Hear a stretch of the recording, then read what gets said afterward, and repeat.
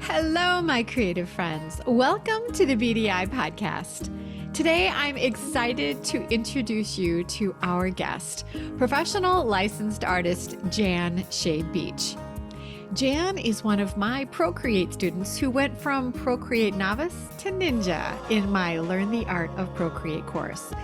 She has taken her knowledge and she has made profits with her Procreate art.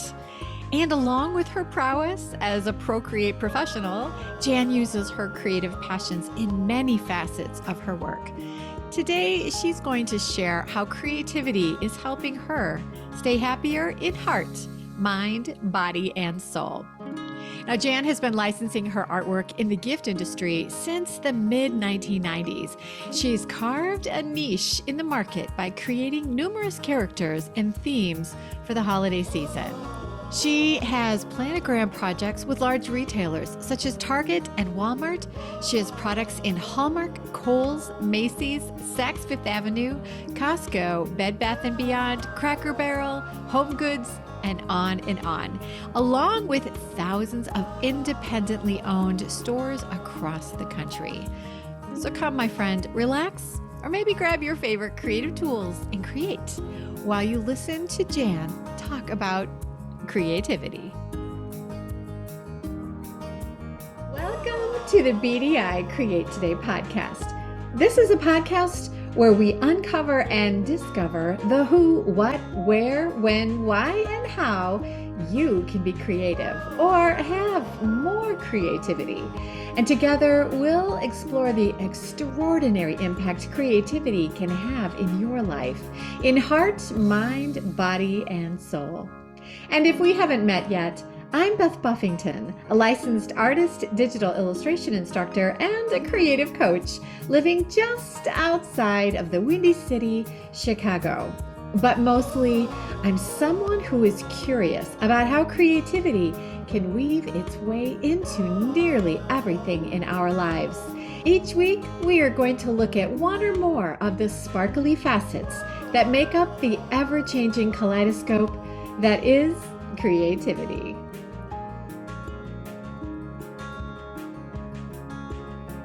Welcome, friends, to another episode of BDI Create Today. Today, we have a special treat. I'm bringing in one of my very good artist friends who is a professional licensed artist. She is one of the most creative people that I have bumped into in my life. So I am so excited about bringing Jan Shea Beach and introducing you and her creativity to each other. Jan, welcome to BDI Create Today. I am so glad you're here. Take a moment and tell everyone who you are and what you do and where we are talking to you right now today. Okay, I am Jan Shea Beach. I live in Harvest, Alabama, which is just a few miles outside Huntsville, Alabama. North Central Alabama, we're about 100 miles from Nashville, so that kind of tells you where we are. I have been licensing my artwork since 1994, so I'm quite the antique in this industry. I've been doing it for a long time. I've figured out how to make a career out of this, and I've loved every minute of it. One of the things I have found interesting about Jan and that we have a lot in common in is that learning has always been a very big part of how Jan does her work. Jan, tell us a little bit about what has been an important part of your learning and how have you incorporated that into not only what you do professionally, but what you do to keep your creativity at a point that it seems like it's staying bubbled up. Well, two things. Keeping up with technology. When I first was starting out and had to learn Photoshop, I thought, oh my gosh, I'm never going to learn this. How is this going to happen? Because when I first started, believe it or not, I was painting things one by one. If I had to do a cookie tin, I had to paint the lid, paint the sides. I was doing that for multiples. And then I was like, oh, there's got to be a better way. So I sent my husband to learn Photoshop because he was very tech savvy. And because I still had young kids, so I stayed home and sent him to Tampa to take a class. And he came home and taught me what he learned. And it was just like drinking out of a fire hydrant. But you just dive in and start doing it. And the more I tried, the the more creative I got, and I couldn't believe what it could do for me. And then it just was like, oh my gosh, now I've got wings. I can Mhm. come up with all kinds of ideas and incorporate that with Photoshop. So learning Photoshop was a huge eye opener, but that was a long time ago. So I still use that in my art all the time. And then most recently, Procreate, thanks to Beth, I added that to my things to learn. And the other thing I do is I love adventure. So I'm always outside doing things. I like to hike. I like to skydive, hang glide, all these different things. And I'm a photographer as well. So I take my camera everywhere. And you would just be surprised at the inspiration you get from being outdoors. And things that I've taken photos of have ended up in my artwork for sure. I use things for reference, and then sometimes I actually use the photos. So it's never ending. Everywhere I go, there's inspiration, and I'm always tapping into it. It could just be walking around in a store and I see something and I think, oh, wow, that's a new icon. I went hiking with llamas recently. When the llama thing came out, we're like, why would somebody want a llama in their house? I mean, why would that be a new icon? Always keep your eyes open to new trends, new colors, new technology. It's never ending. Yeah, learning is something that isn't just for kids. When you get Right. older, I think it's almost more important because it's easy to forget that you should learn. And then you turn into the person with your hands on your hips going, that's the way we've always done it. And Right. you don't want to be that person. You want to be the person that says, oh, is there a new way to do that? Let me take a look and see how I might want to incorporate that into what I'm doing. What does that look like? What's fun is when I can teach my kids something. Now, my son is a true rocket scientist, but when I can teach him something, I just feel like I have really done something. Airdrop photos before they did, I thought that was really cool. So that's my goal, just to keep a step ahead of my kids every now and then on certain things. Oh, that's so fun. So let's now talking about the learning ideas. Let's talk a little bit about just inspiration for creativity. Anyone that has a creative passion is always looking for ways to keep that fired up and make sure that you can stay inspired with whatever it is you're doing. Tell us a little bit about what you do to stay inspired and keep ideas flowing into the work that you need to produce.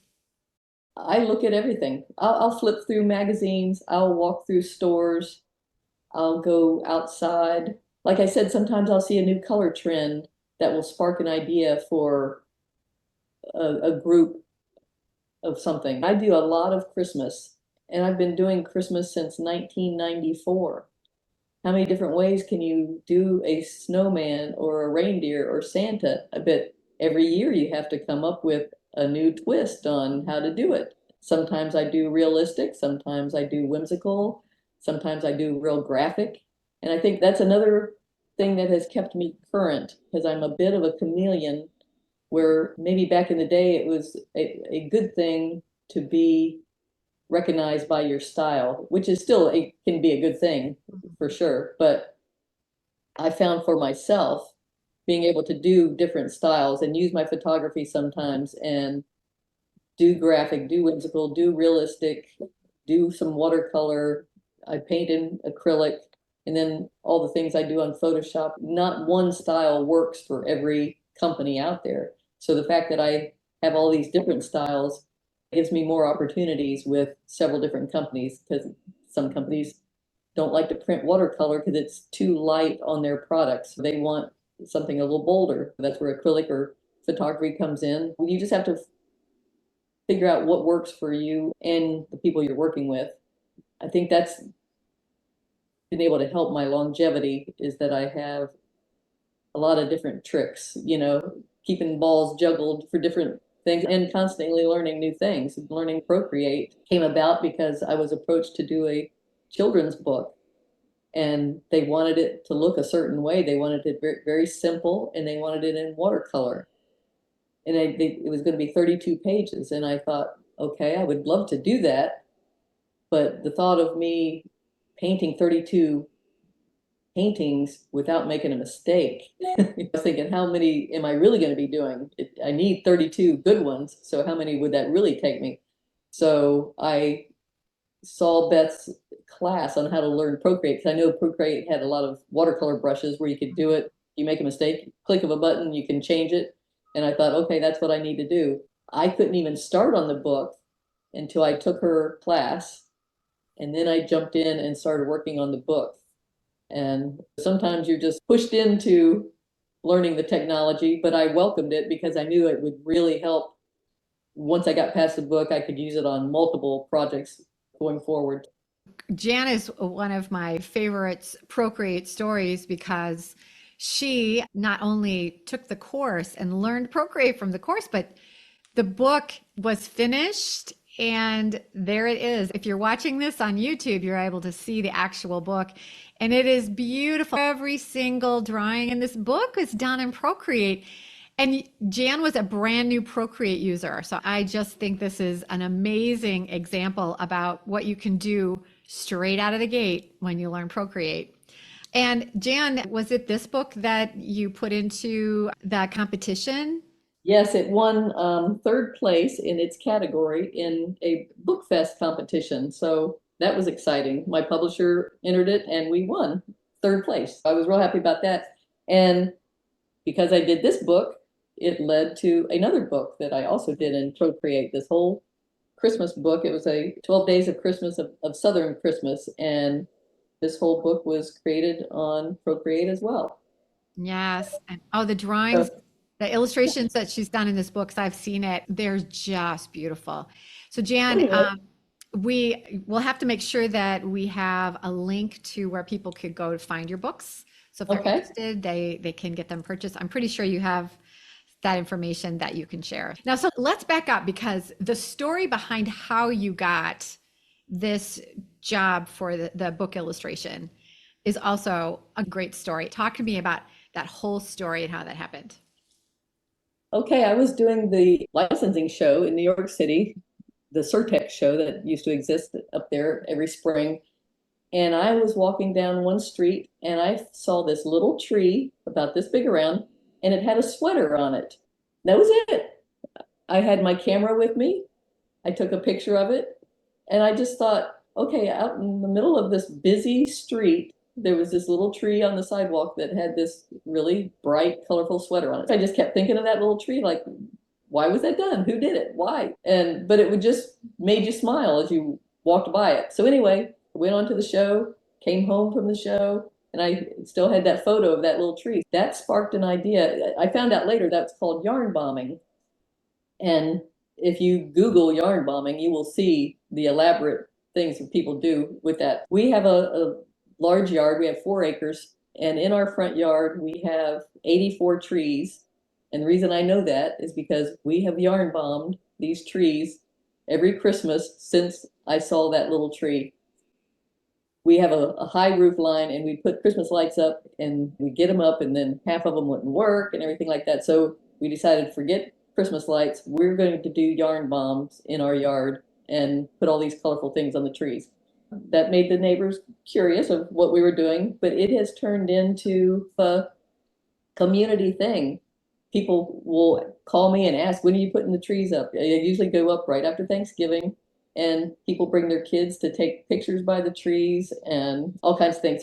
But how it affected my work is I ended up doing, I don't know if you can see this on my iPad. I Yes. did a whole group of yarn bomb Oh my gosh, those are amazing. characters, and these ended up being gift bags, Christmas gift bags and boxes and things like that. And I ended up having a gift company turn it into all kinds of ornaments and trees, little trees for decor. And for And everyone who's listening to this and you're going, well, what is she showing us? They were illustrations she's done of like little sweaters on trees and sweaters on deer and sweaters on snowmen. Beautiful. this is as you can see, I changed the total color scheme for this, ended up being a whole line of fabric for Henry Glass Fabrics, one of my licensees, and it turned into a whole line of quilt fabric. Mm. So I got a lot of mileage starting with that one little tree I saw in New York City, turned into multiple different products for different companies that I work with. It just piqued my interest and I just ran with it. So there's a couple things in here I just want to unpack real quick. One is that Jan wasn't looking for inspiration. She was just walking down the street in New York and saw something and went, huh. She collected not only the thought, but the photo. And then, secondly, here's the glory of licensing is that you can do a few illustrations that end up going on so many different kinds of products. So, you mentioned gift bags, you mentioned fabric. What? Ornaments and stockings, tree skirts, rugs. So many That's things, right? a lot of different things. It's been Yeah. a while back. I can't think of them all, but I got a lot of mileage out of it. And we still do it every year.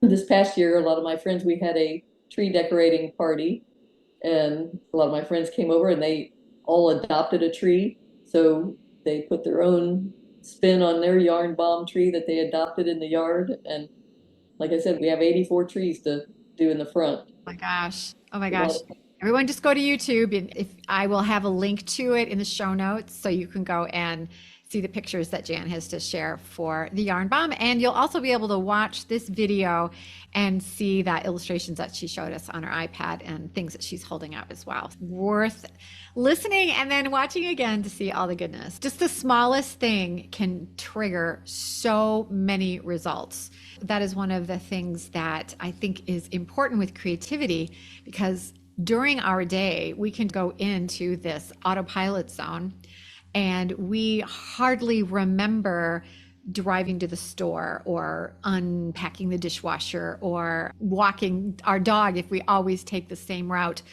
We can just do things without thinking, and we probably walk by many gorgeous ideas because we don't have our artist eyes on.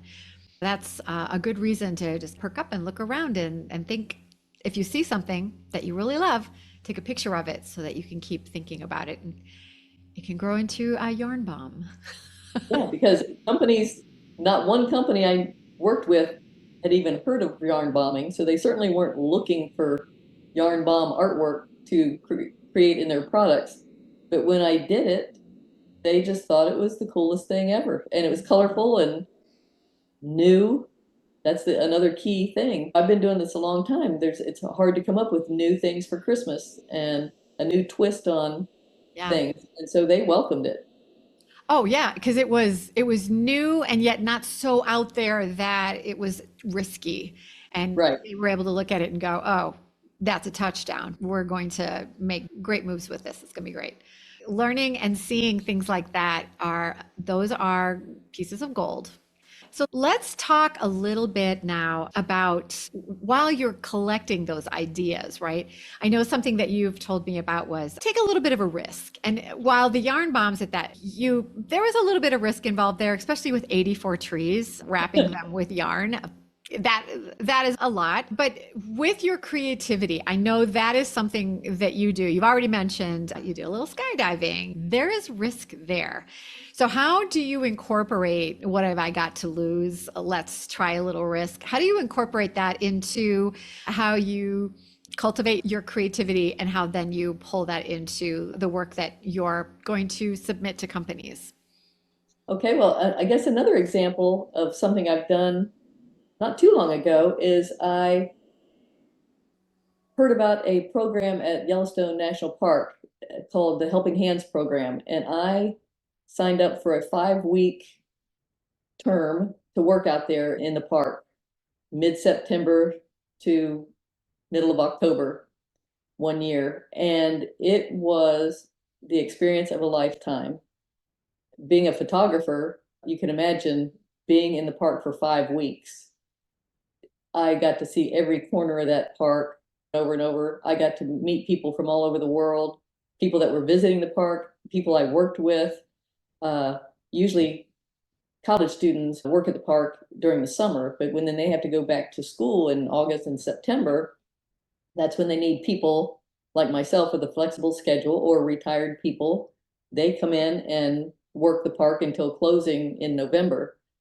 And so most of the people that were there working were my age and from all over the country and all different occupations. I only had to work 4 hours a day for 5 days, so 20 hours in a week's time. I would work from 8 to noon, and then I'd have the rest of the day to myself.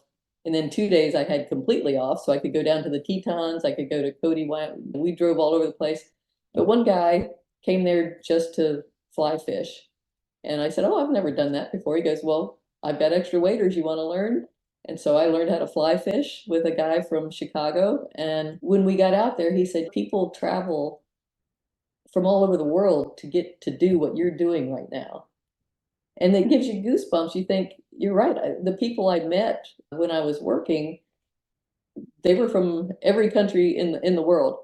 So I took that opportunity. People are like, "You're going to do what for 5 weeks? What are you going to be doing?" I don't know. I didn't know until I got there what I was going to be doing.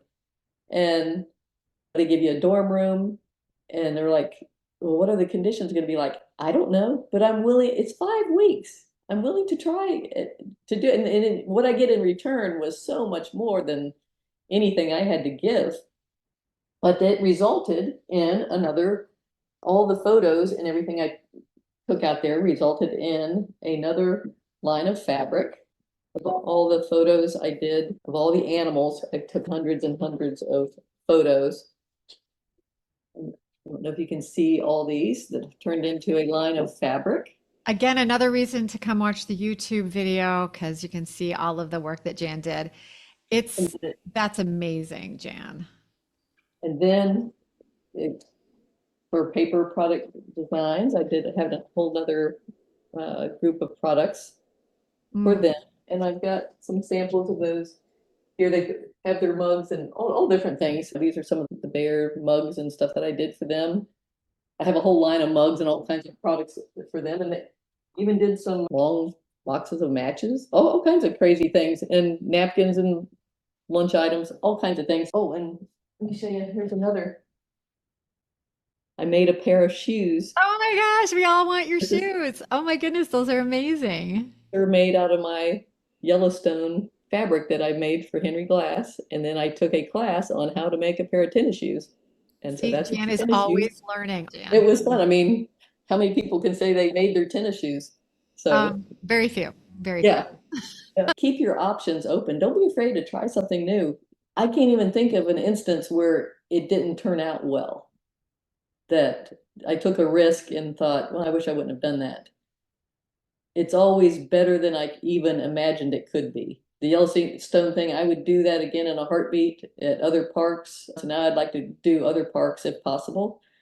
And I don't know, it was just a experience of a lifetime. That's all I can say. Well, and a couple things again from what you've just said. You not only took the risk, which was to go not knowing where you were going to be staying or who you'd be meeting or what you were going to be doing. It's completely unknown. And the Yeah, because second thing was, my husband was going to go at first, but then his work he couldn't go, and I said, "But I still want to do it." He goes, "Well, go for it." oh, And right? Ah, most of my friends said, "Oh well, if I don't have a friend to go with me or my husband, then I wouldn't do it." yeah, But I was just set dead on going. right. And then, so the other thing that really is important is that you took advantage of what you saw and what you experienced. And you remembered to record what you did and what you saw and you collected so that when it's time to do the work, you've got what you need to do to develop the product. So if you would have gone out there for 5 weeks and like, oh, gee, I should have taken more pictures. I mean, how many times do we say that? I should have taken more pictures, but I didn't. You remember to get your camera out and snap, snap, snap. You're taking the pictures. You also took enough pictures that you were able to do that amazing wildlife collection that then went out to a bunch of your licensees. And they were probably like, ooh, Jan, what else do you have? Right. I mean, CNF, they licensed it. Who else? I had somebody else. Oh, Counter Art.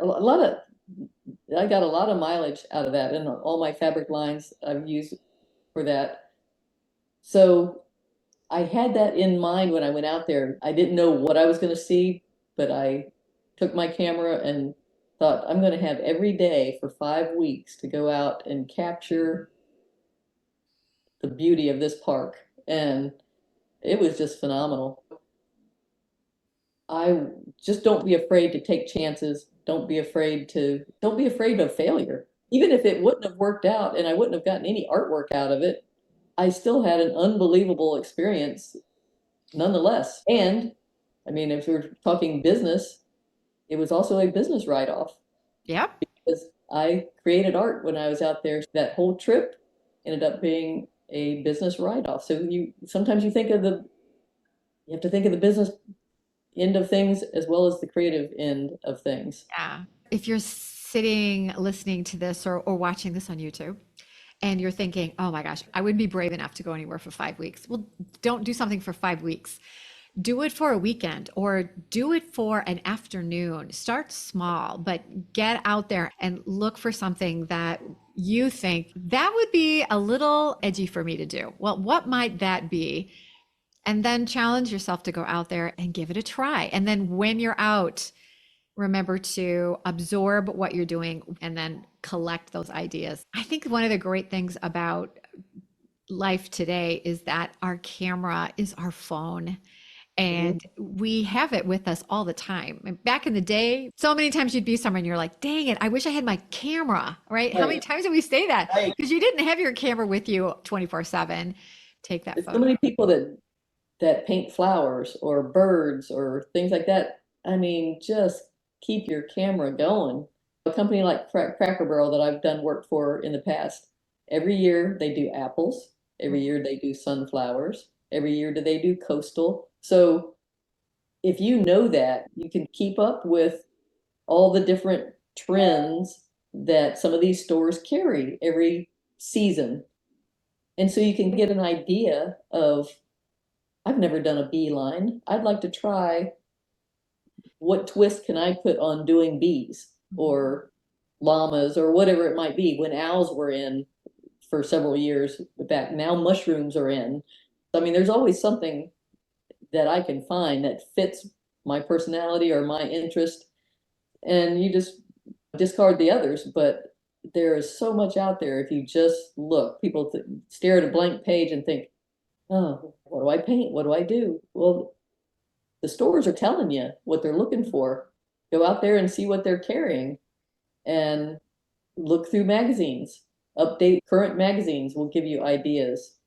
Fashion will give you the latest color trends because sometimes a lot of those color trends start with fabric and fashion in Europe, and then it makes a wave throughout the world. Really, it comes through here, and some of those color combinations will give you an idea for a whole new product line. So just keep your eyes open of what's going on around you, and you'd be surprised what you come up with. Yep, it's really true. And there's a lot of artists think, oh, I don't think I could sell anything. There's so many artists selling things. But every artist has a different twist, a different thumbprint, artistic thumbprint. So yeah, bees have been done and done, but bees haven't been done by you yet. A lot of people have done sunflowers, but they're always looking for that next sunflower, that next snowman, that next Santa Claus. Now, let's take a second for a word from our sponsor. And hey, that would be me. Are you dreaming of starting your own creative business or a side hustle? Are you ready to learn a new way of creating your art? Maybe with Procreate. That will help you make that dream of a creative business a reality. Let me tell you about all the fun the Create.today team is planning this May. Starting on May 10th, you are invited to come to my free Procreate workshop. Now, this workshop is carefully designed to provide you with tips and techniques that will help you map your path to creative success with Procreate.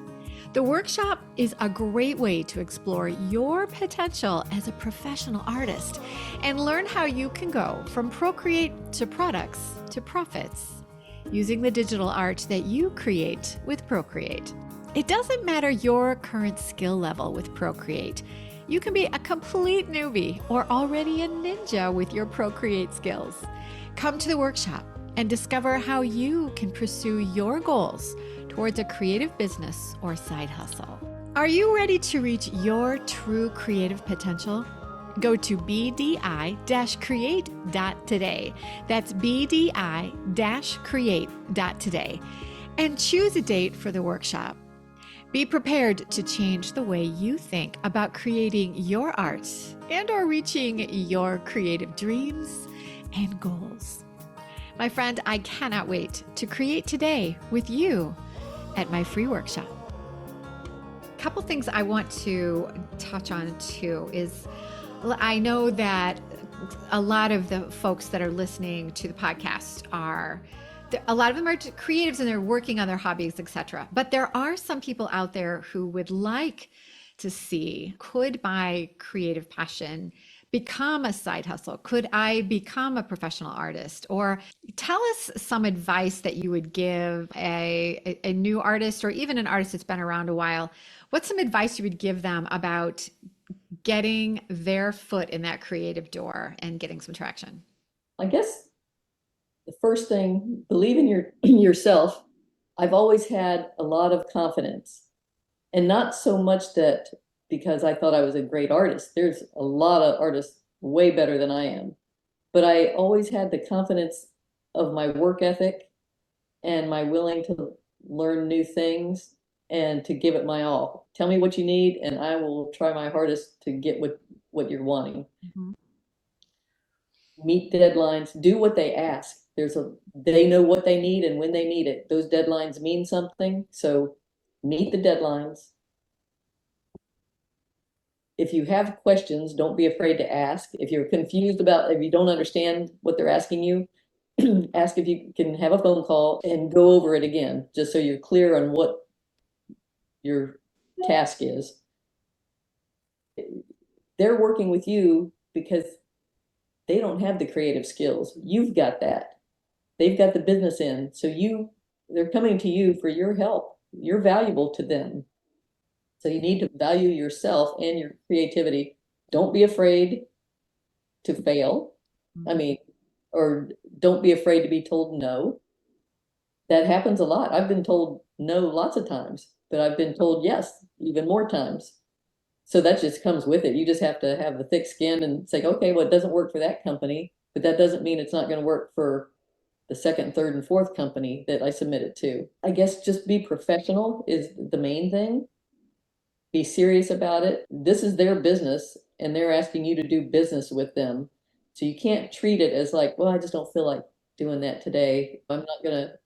I'll be a couple days late on the deadline. That doesn't work. So be professional and meet those deadlines and do as close to what they ask as you can. So tell us the story of your first job. I know you've got an interesting story about how you got started in licensing. Could you share that with us?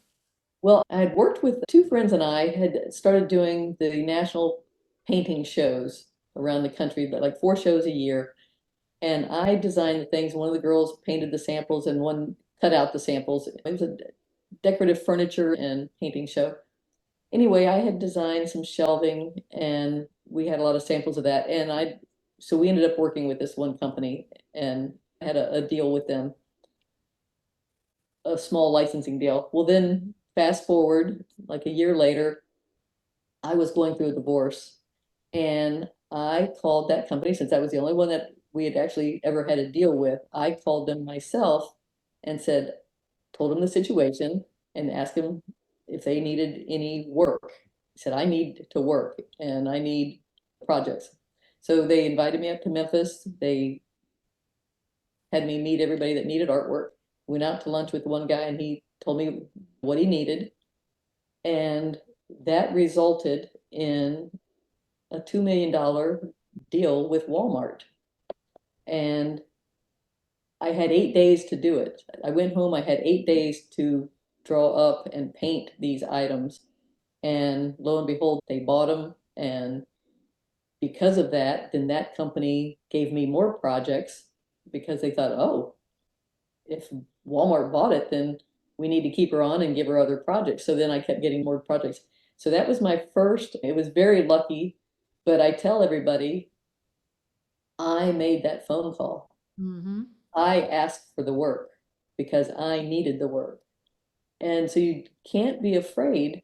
I mean, they could have easily told me no, or we don't have anything. And then, but I wouldn't have stopped there. I would have called other people. I would have done something. That's just my nature. But don't be afraid to put yourself out there. I had nothing to lose at that point. I had only things to gain, and I was determined to figure it out. So that's my crazy story. And the best thing about that story is it was a guardian angel theme. And Mm. I that came along when I needed the most. And so somebody took care of me, that guardian angel. I'm a believer in hard work, Mhm, and I'm also a believer in having faith, and that mhm. faith quite often has to really be part of what you have in yourself. And in order for good things to happen, you have to be there to make them happen. You have to get out and be brave about getting your name out there.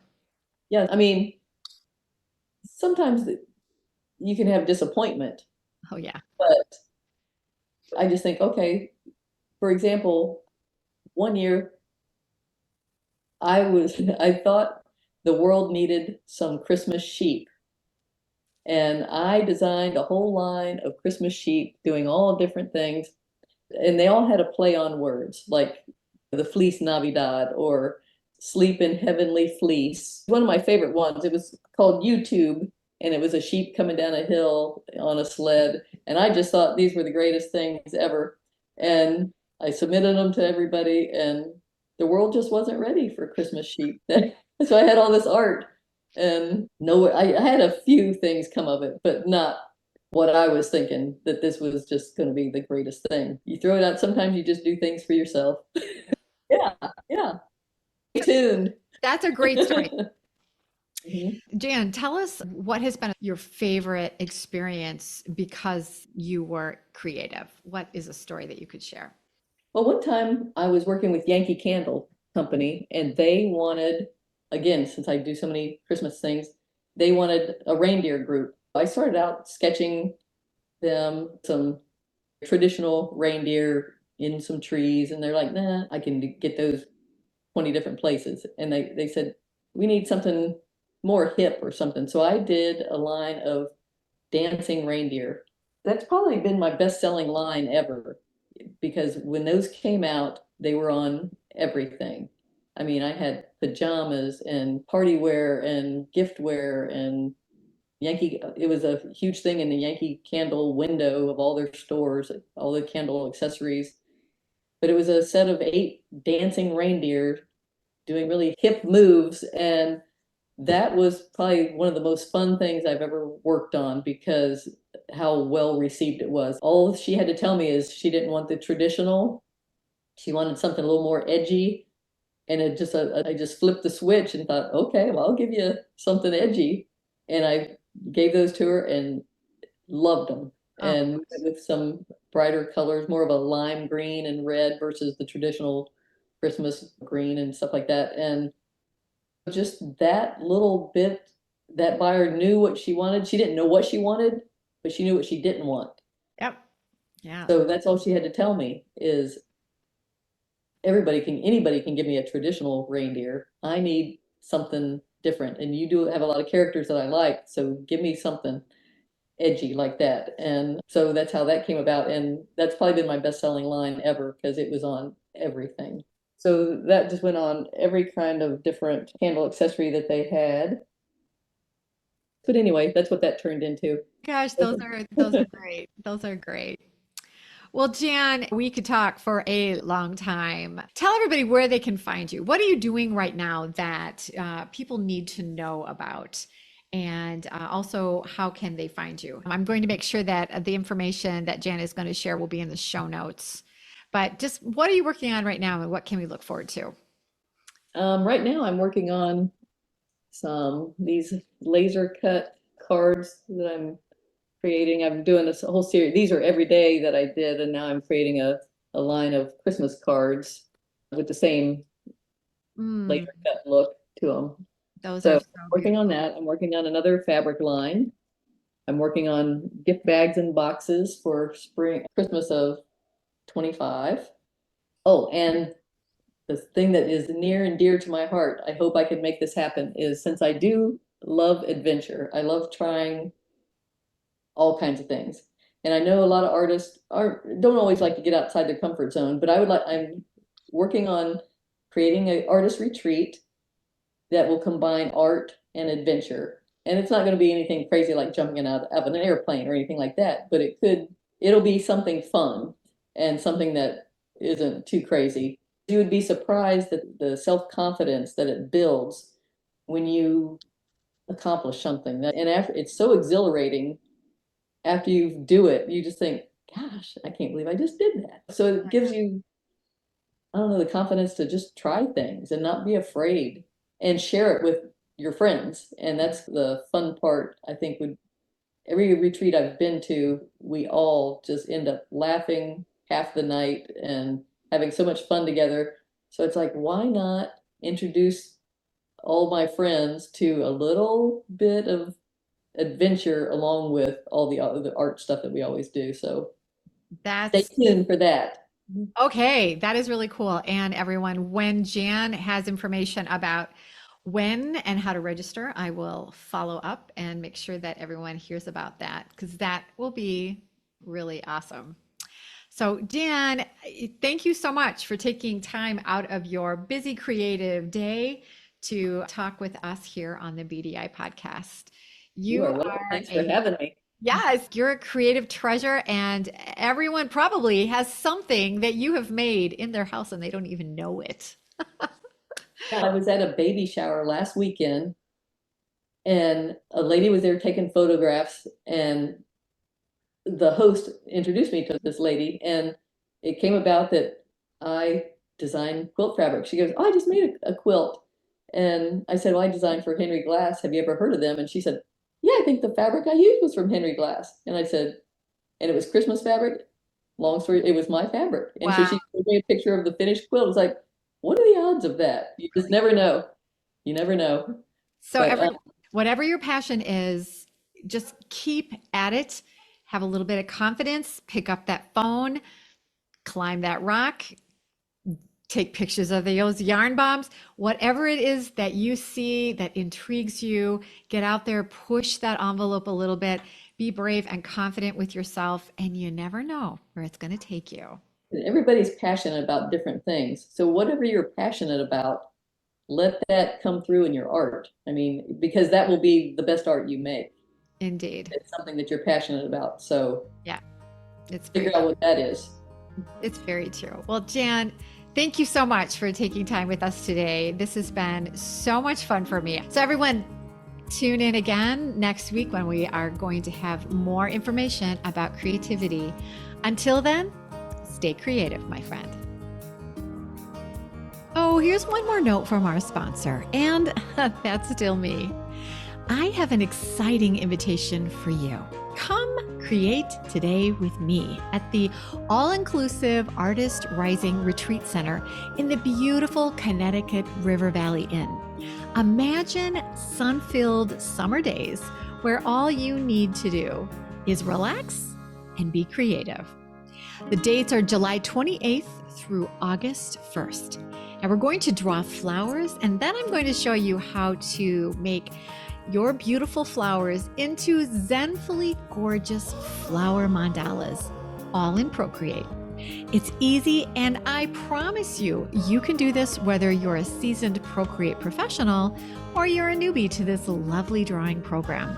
So come and bring a friend or two or three and meet me in Connecticut this summer for some lovely sun-filled days, and we'll create today together. For registration and to gather more information, just go to www.artistsrising.net/Beth-Buffington-2024. Or make it easy and just go to the show notes for the link. You can also find the information on my Instagram page. Just search for Beth Buffington. My friend, I cannot wait to create today with you this summer.